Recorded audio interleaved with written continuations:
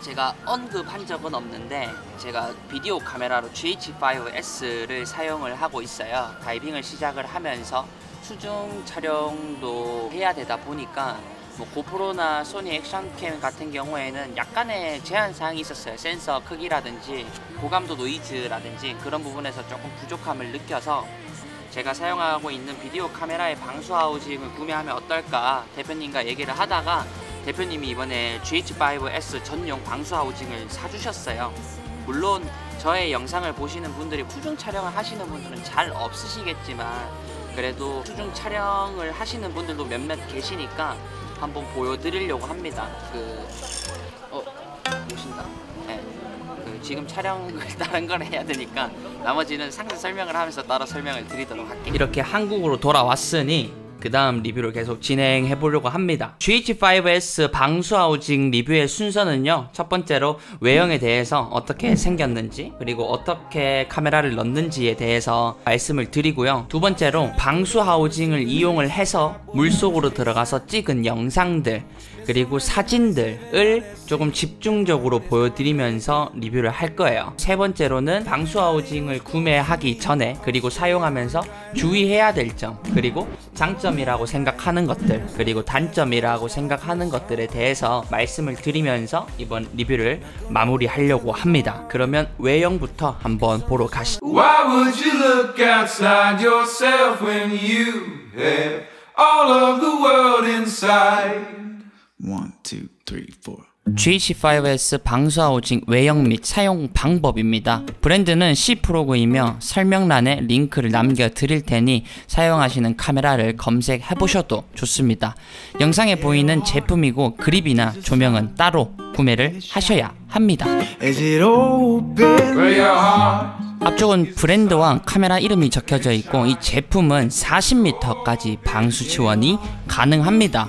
옆모습 또는 뒷모습은 일반 카메라 모습과 같습니다.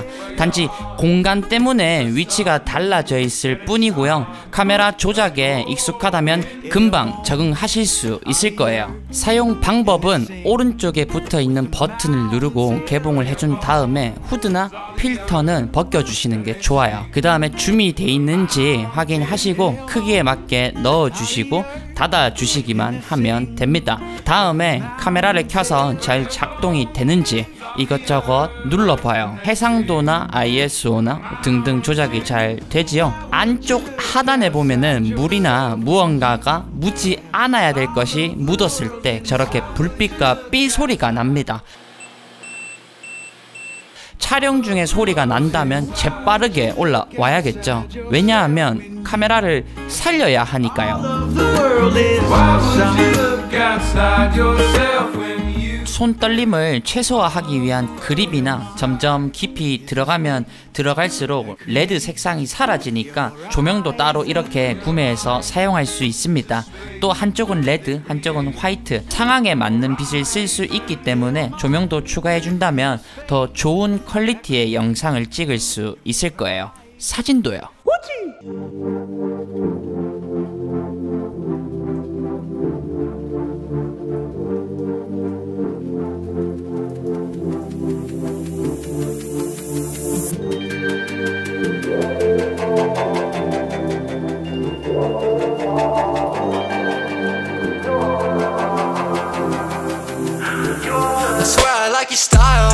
You in Chanel cause it's just perfect for your smile. Girl, I swear for you I'd run the world, I'd run the miles. The way you look at me, I think I'm going insane. It's crazy how we started out to what the love became. You need me, say my name. Don't ever hesitate. It's 2 AM outside, when I'm with you I feel way too high. You know you got me going crazy, baby. I just need to know that you will stay, please, yeah. With you I feel too high. I feel too high. Yeah, it's going on with you, I feel high. Yeah.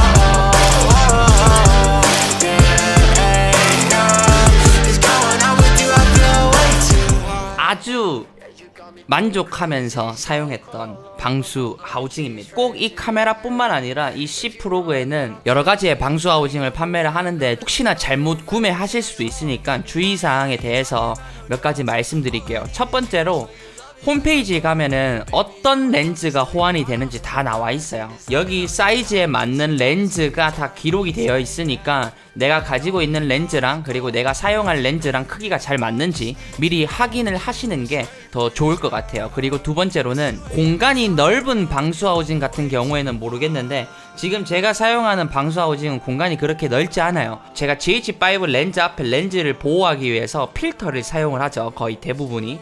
근데 필터를 사용하고 넣으면 들어가긴 들어가요. 그렇지만 작동이 안 되는 기능들이 조금씩 생겨납니다. 그만큼 빡빡하게 들어가기 때문에 이 버튼들이 그 자리에 와야지만 이렇게 눌려지는데 필터 때문에 조금 뒤로 밀린 상태에서 압축이 되다 보니까 뭐 셔터가 안 눌린다든지 아니면 어떠한 기능이 활성화가 안 된다든지 그러한 일들이 있었어요. 그래서 저는 방수 하우징을 착용을 할 때는 필터를 다 빼고 사용을 합니다.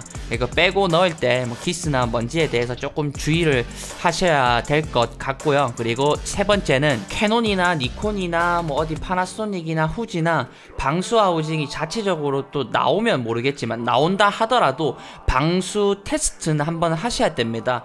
처음에 구매를 하셔가지고 안에 휴지나 이런 것들을 마구마구 넣어요. 그리고 물에다가 잠수를 시켜봅니다. 저는 5m 풀장에 가서 5m에서 무겁게 해가지고 한 5분에서 10분 정도 넣었다가 빼니까 휴지가 그대로 잘 말라 있더라고요. 거기서 만약에 문제가 있었더라면 카메라를 넣었을 때 굉장히 치명적인 충격이 올 수도 있겠죠.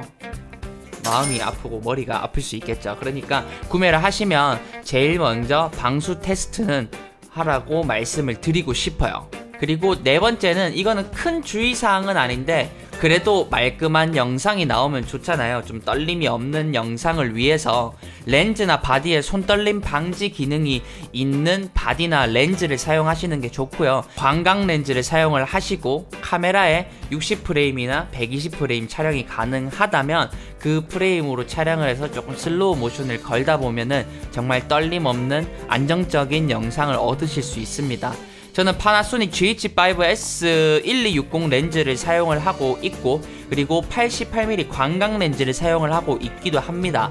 근데 1260 렌즈에는 손떨방이 들어가 있어요. 근데 8에서 18mm 광각 렌즈에는 손떨방이 들어가 있지 않습니다. 그래도 광각이라서 떨림을 조금 잡아주긴 하지만 손떨방이 없는 렌즈를 사용할 때는 60프레임으로 촬영을 해서 슬로우 모션을 걸거나 아니면 편집 과정에서 조금 더 손떨림을 잡아주는 일들이 있습니다. 손떨방이 원래 좋은 애들은 그런 문제가 크게 없겠지만 GH5S 바디에는 손떨림 방지가 없습니다.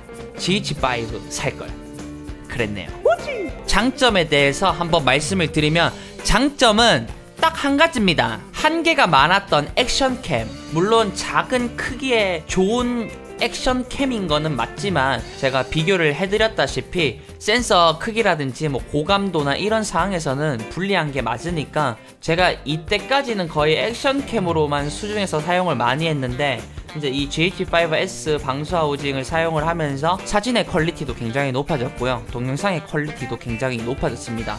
그래서 수중에서 촬영을 하시는데 매번 이제 작은 카메라 액션캠으로 사용을 하시다가 조금 더 좋은 퀄리티의 사진과 영상을 담고 싶다 하시는 분들은 꼭 알아보시라고 말씀을 드리고 싶습니다.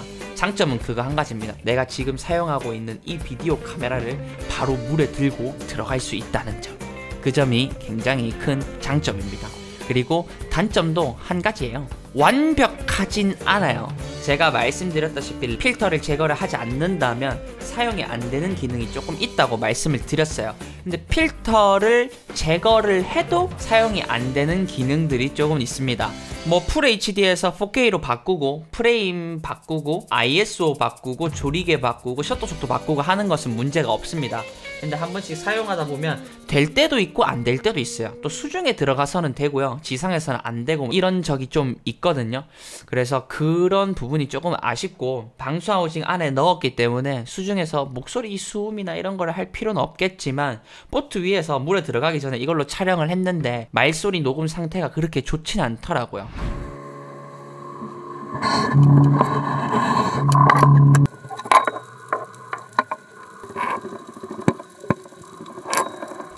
물론 뭐 수중 영상 하시는 분들은 크게 뭐 목소리 숨까지는 생각을 안 하시겠지만요.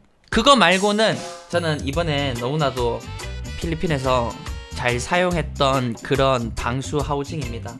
이번에 이 조명을 들고 가지 못해서 너무 아쉬웠지만 이번에 또 욕지도나 다음에 또 수중 촬영을 가게 된다면 그때는 이렇게 레드 빛까지 쏴가지고 한번 촬영을 해보려고 합니다.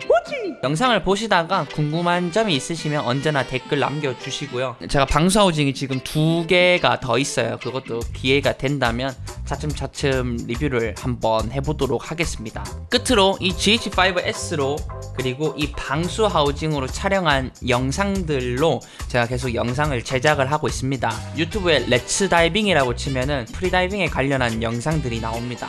리조트 홍보 영상도 나오고요. 그리고 프리다이빙에 관련한 좋은 정보들, 프리다이빙 기술들, 지식들 이런 것들이 나오니까 그 채널로 이 방수하우징으로 찍은 영상들이 많이 올라올 테니까요. 궁금하신 분들은 구독을 눌러주시면 감사하겠고요.